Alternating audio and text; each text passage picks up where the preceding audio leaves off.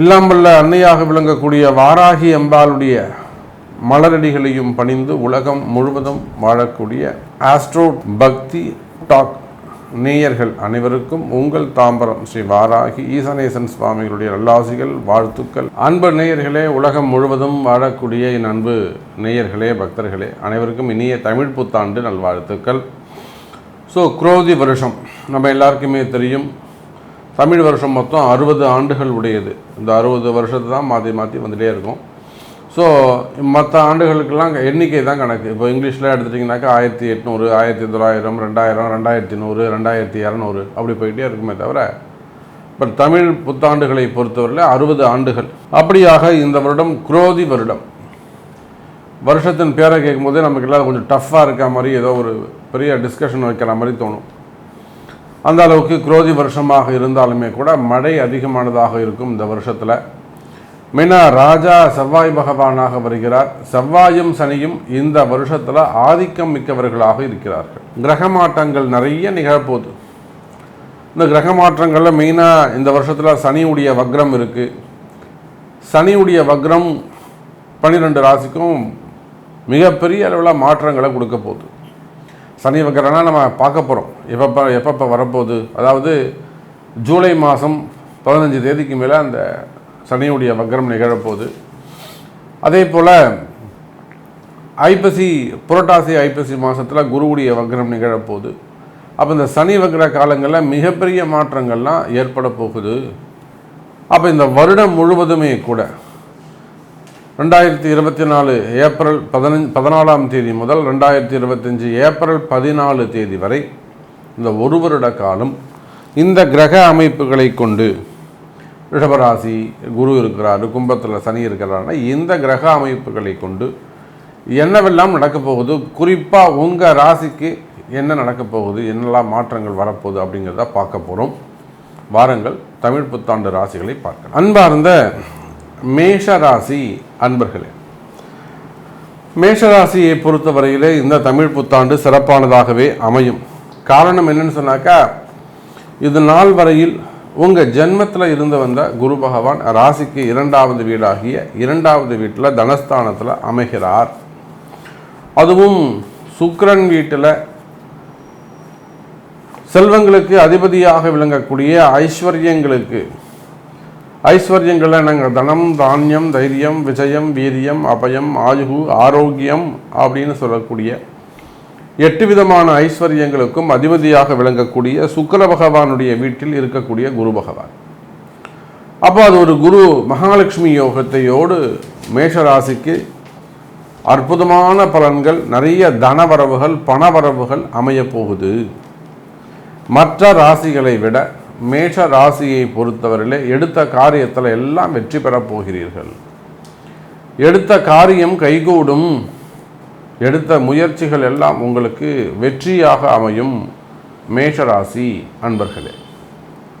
அப்போ தனஸ்தானத்தில் இருக்கக்கூடிய குருவால் புதிய முயற்சிகள் வெற்றி பெறும். பணவரவுகள் இருக்கும், தனவரவுகள் இருக்கும், வரவு செலவுகள் அதிகரிக்கும். குறிப்பாக தொழில் செய்யக்கூடியவங்களுக்கு தொழிலில் நல்ல முன்னேற்றம் இருக்கும். மேஷ ராசி என்பவர்களே, நீங்கள் எந்த தொழில் செய்பவராக இருந்தாலும் சரிதான். மெயினாக பில்டர்ஸ் அந்த தொழில் செய்யக்கூடியவர்கள், குறிப்பாக குரு சுக்கிரன் சார்ந்த ஃபைனான்ஸ் தொழில் செய்யக்கூடியவர்கள், ஆடிட்டர்ஸ், அதே போல் ப்ரொஃபஷ்னலாக டீச்சர்ஸ், ப்ரொஃபஸர்ஸ், அதே போல் ஸ்கூல் காலேஜஸ் இதெல்லாம் வச்சு நடத்தக்கூடியவர்கள், கல்வியாளர்கள், கல்வித்துறையை சார்ந்தவர்கள், கலைத்துறையை சார்ந்தவர்கள், நிறைய அந்த கலைத்துறையை சார்ந்தவர்கள், அதே போல் ஃபண்டு டிரான்ஸ்ஃபர்ஸ் அதெல்லாம் பண்ணக்கூடியவங்க, ட்ரஸ்ட் வச்சு நடத்தக்கூடியவர்கள், மடாதிபதிகள், ஆன்மீக சான்றோர்கள், share market, stock market, main அந்த ஷேர் மார்க்கெட்டில் ஒர்க் பண்ணக்கூடியவங்க, ஷேர் மார்க்கெட்டில் பிஸ்னஸ் பண்ணக்கூடியவர்கள், கார்கோ பிஸ்னஸ் செய்யக்கூடியவர்கள், பெரிய மேனுஃபேக்சரிங் யூனிட்ஸ் அதெல்லாம் வச்சு நடத்தக்கூடியவர்கள், எக்ஸ்போர்ட் இம்போர்ட் பிஸ்னஸ் செய்யக்கூடியவர்கள், ஹோல்சேல் பிஸ்னஸ் செய்யக்கூடியவர்கள், பெரிய பெரிய மில்லுங்க வச்சு நடத்தக்கூடியவங்க, கால்நடைகள் அந்த தொழில்கள்லாம் செய்யக்கூடியவங்க, பண்ணைகள் வச்சு நடத்தக்கூடியவர்கள். அப்போ இது எல்லாமே சுக்கிரனுடைய ஆதிக்கம். அதே போல் விவசாயிகள், மெயினாக விவசாயத்தை நம்ம சொல்லணும். அப்போ விவசாய பொருட்கள் அல்லது பழங்கள், பூ, இதெல்லாம் பெரிய அளவில் எக்ஸ்போர்ட் இம்போர்ட் பிஸ்னஸ் பண்ணக்கூடியவர்கள்.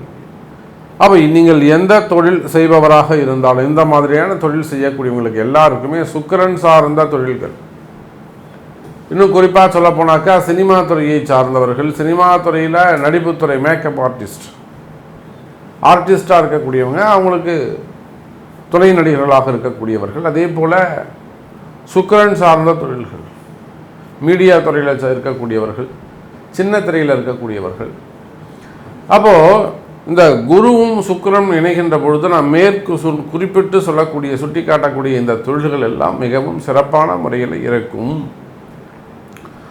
உங்களுக்கு எந்த மாதிரியான துன்பங்கள் இருந்தாலும், பிஸ்னஸில், தொழிலில் எந்த மாதிரியான கஷ்டங்கள் இருந்தாலும் அந்த கஷ்டங்கள்லாம் விலகி நல்ல முறையில் ஒரு மகிழ்ச்சியை, சந்தோஷத்தை கொடுக்கக்கூடிய வகையில் உங்கள் தொழில் அமைப்பு மாறப்போகுது.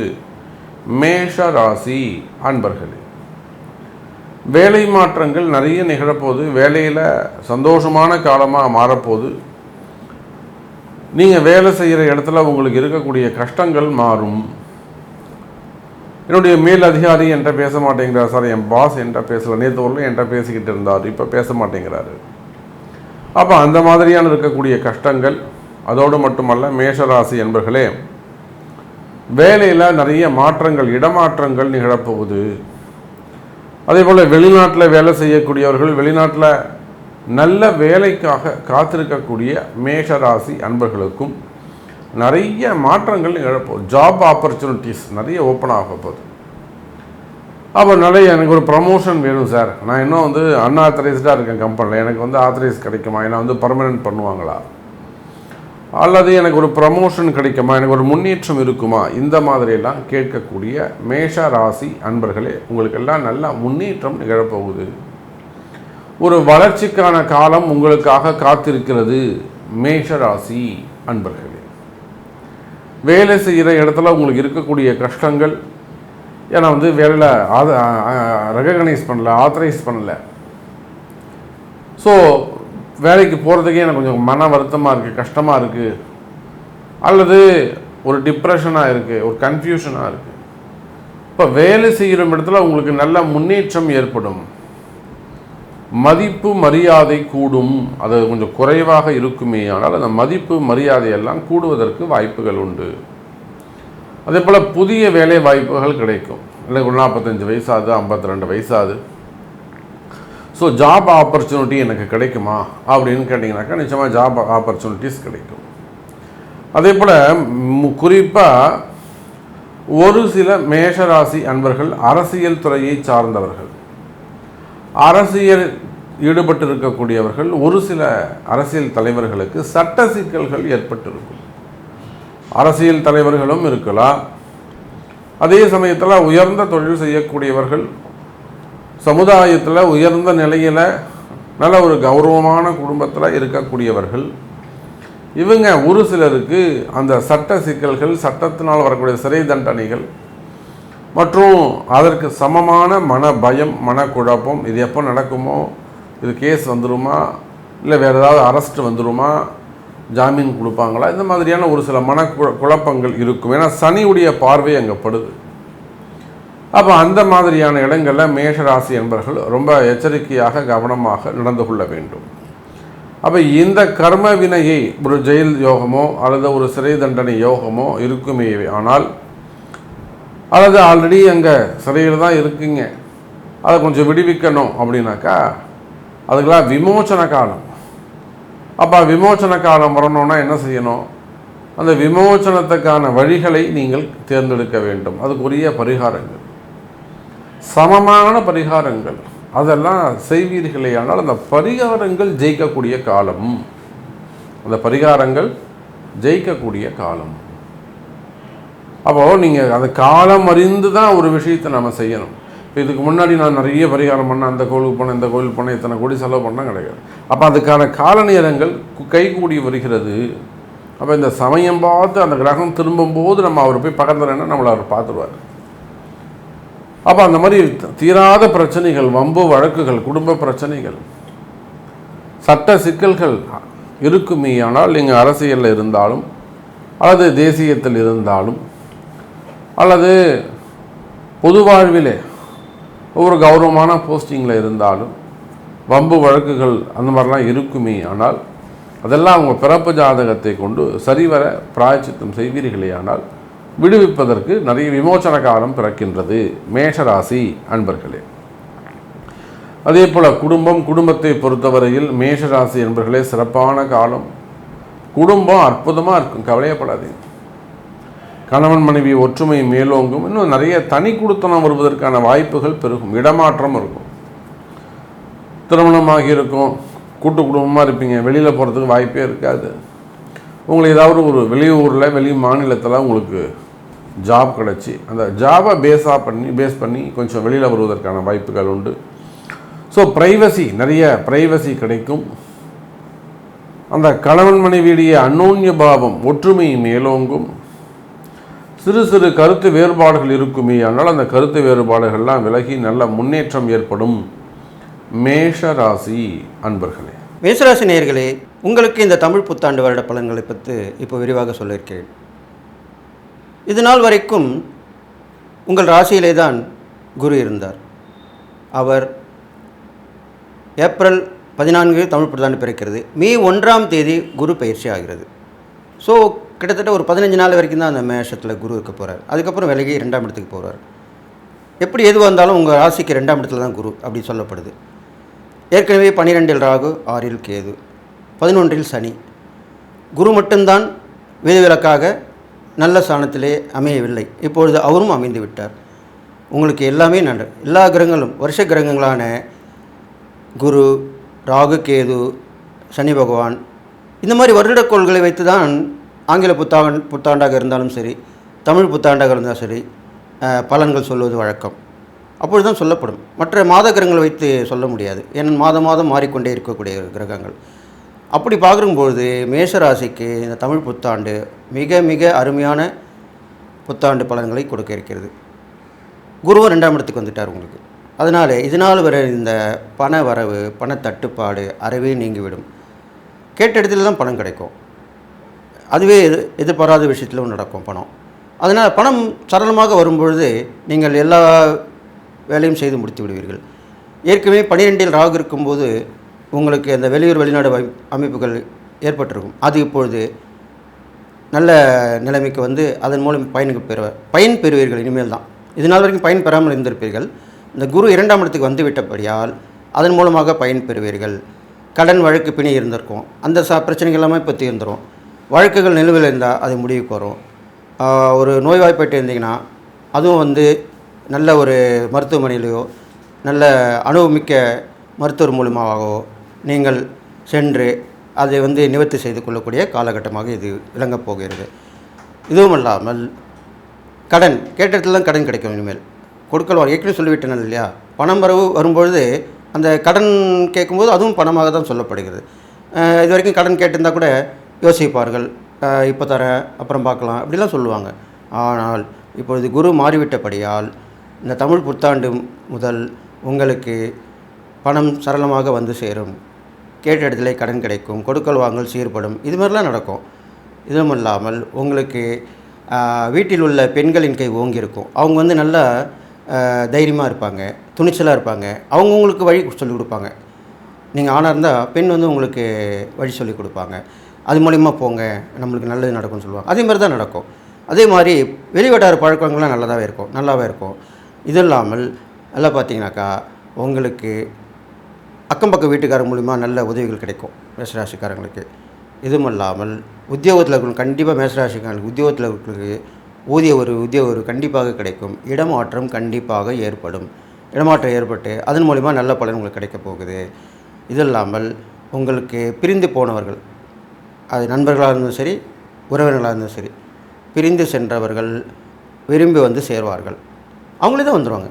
அவங்களே கோச்சின் போயிருப்பாங்க. உங்கள் மேலே தப்பு இருந்திருக்காது. நீங்களும் பேசாமல் விட்டு இருப்பீர்கள். இப்பொழுது அவர்களே ஃபோன் மூலமாகவும் நேரடியாகவும் வந்து போகிறோம். இப்போலாம் வந்து நல்ல ஒரு விஷயம் கிடச்சிருக்கு.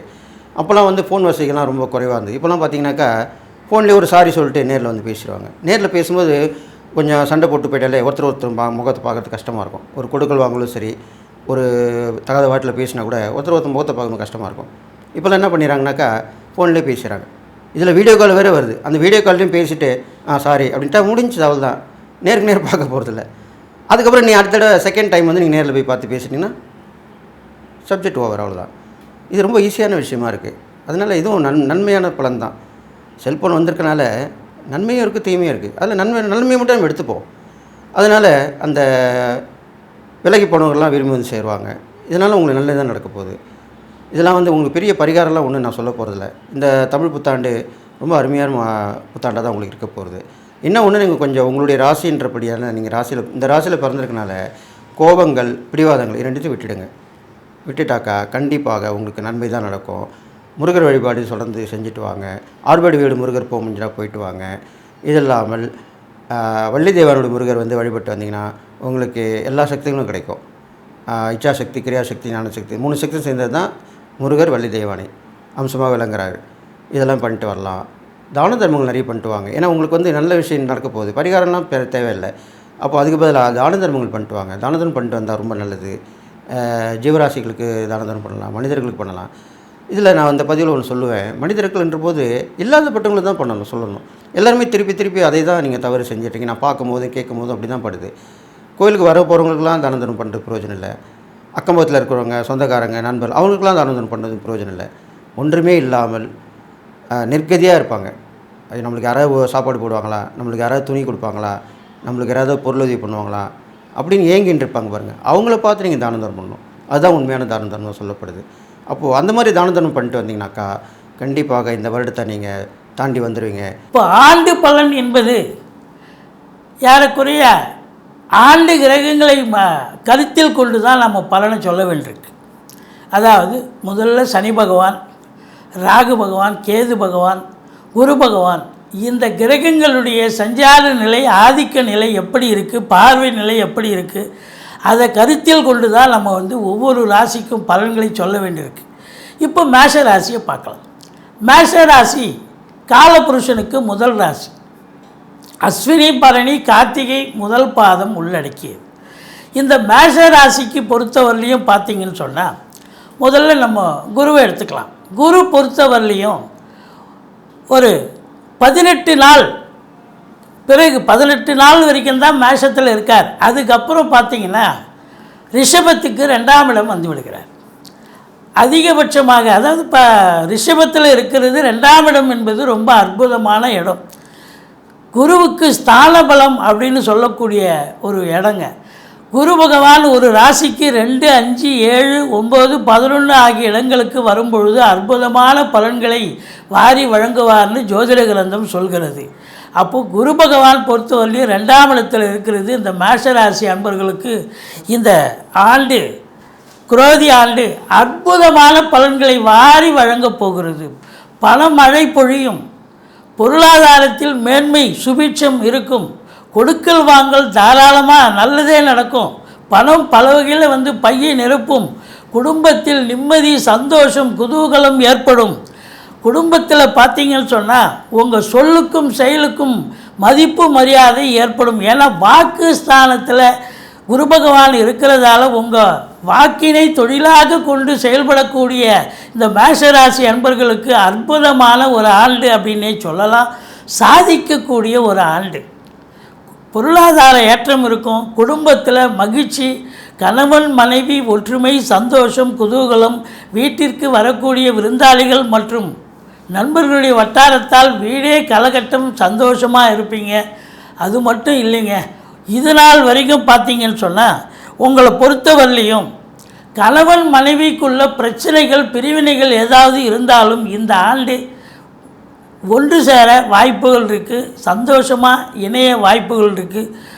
திருமண வயதில் இருக்கும் ஆண் பெண் இருபாலருக்கும் திருமணம் கைகூடும். வீட்டில் சுப நிகழ்ச்சிகள், திருமணம் தவிர நிறைய காது குத்துறது, சீமந்தம் பண்ணுறது, இப்படி ஏகப்பட்ட வீடு கிரகப்பிரவேசம் பண்ணுறது, பிள்ளைகளுக்கு உயர்கல்வி, வெளிநாட்டுக்கு அனுப்புறது, இப்படி பல நிகழ்ச்சிகள், சுப நிகழ்ச்சிகள் நடத்தக்கூடிய ஒரு அமைப்புகள் இருக்குது. இந்த ஆண்டு நிச்சயமாக இந்த மேஷராசியில் பிறந்த அன்பர்களுக்கு ஒரு பொற்காலமாகத்தான் அமையப் போகிறது. இது ஸ்தான பலம், குருவினுடைய ஸ்தான பலம். குரு பார்வை பலம் அப்படின்னு பார்த்தீங்கன்னு சொன்னால் 6ஆம் இடத்தை பார்ப்பார். 6ஆம் இடம் ஏற்கனவே கேது இருந்தார், நல்லது தான் செஞ்சார். இப்போ குரு வேறு பார்க்குறார். அப்போ என்னன்னா, கடன் சுமை இருப்பவர்களுக்கு படிப்படியாக கடன் குறைஞ்சி, பெரிய கடன் இருந்ததுங்க அதை முடிச்சங்க அப்படின்னு சொல்லக்கூடிய ஒரு நிலை ஏற்படும். தேக ஆரோக்கியத்தில் மேம்பாடு இருக்கும். குடும்பத்தில் இருக்கிறவங்களுக்கு உடம்பு முடியாமல் போயிருக்கும் கடந்த ஆண்டு. இந்த ஆண்டு தேக ஆரோக்கியத்தில் ஒரு மாற்றங்கள் ஏற்பட்டு நல்ல நடமாட துவங்குவார்கள். உங்களுக்கும் தேக ஆரோக்கியம் சிறப்பாக இருக்கும். கடன் சுமை பிரச்சனைகள் இருந்து ஓவரால் நீங்கள் சந்தோஷமாக இருக்கக்கூடிய காலகட்டம். எதிரிகளுடைய தொல்லைகள் என்பது கண்டிப்பாக இருக்காது. வெளிநாடு போகணும்னு நினைக்கக்கூடியவர்கள் தாராளமாக செல்லலாம். வெளிநாட்டு பயணம் உங்களுக்கு அனுகூலத்தை தரப்போகிறது. இந்த மேஷராசியில் பிறந்தவர்கள் ஆரோக்கியமாக நிச்சயமாக இருப்பீர்கள். அடுத்தது 8ஆம் இடத்தை குரு பார்க்குறார். இந்த 8ஆம் இடத்தை இது நாள் வரைக்கும் சனி பகவான் பார்த்துருந்தார். இப்போ குரு பகவான் இப்போவும் சனி பார்க்குறார். குரு பார்க்க கோடி நன்மை. அப்போது எந்த ஒரு அசிங்கம் அவமானங்கள் எதுவும் ஏற்படாது. பிரச்சனைகள் ஏற்கனவே ஓடிட்டு இருந்திருக்கும். ஆஃபீஸ்லையும் சரி, வெளியில் கொடுக்கல் வாங்கல பிரச்சனை, இப்படி ஏதாவது ஒரு பிரச்சனைகளில் இருந்து நீங்கள் விடுபட்டு வெளியே சந்தோஷமாக இருக்கக்கூடிய ஒரு அமைப்பு. திடீர் அதிர்ஷ்ட வாய்ப்புகள் தேடி வரும். வரா கடன்கள் வசூலாகும். இன்சூரன்ஸ் பணம் கிளைம் ஆகி கைக்கு வரக்கூடிய ஒரு காலகட்டம். வாரிசே இல்லாத குடும்பங்களுக்கு உங்களை வாரிசாக நியமித்து அவங்களுடைய சொத்து பத்து நகை நட்டு லிக்விட் கேஷ் உங்கள் பெயருக்கு மாற்றி எழுதக்கூடிய விபரீத ராஜயோகம். அதாவது 7ஆம் இடத்துக்கு 2ஆம் இடம் 8ஆம் இடமாக வருவதால் வாழ்க்கை துணை அல்லது மனைவியால் யோக பாக்கியங்கள். எப்படி ஒன்று அவங்க வேலை பார்க்குற இடத்துல ப்ரமோஷன் இன்க்ரிமெண்ட் கிடைக்கணும், இல்லை அவங்க வேலை பார்க்கல அப்படின்னா பிறந்த வீட்டிலிருந்து லிக்விட் கேஷோ ஜுவல்ஸோ கொண்டு வரக்கூடிய ஒரு அமைப்பு இருக்குங்க. இப்படி திடீர் அதிர்ஷ்ட வாய்ப்புகள் தேடி வரும்.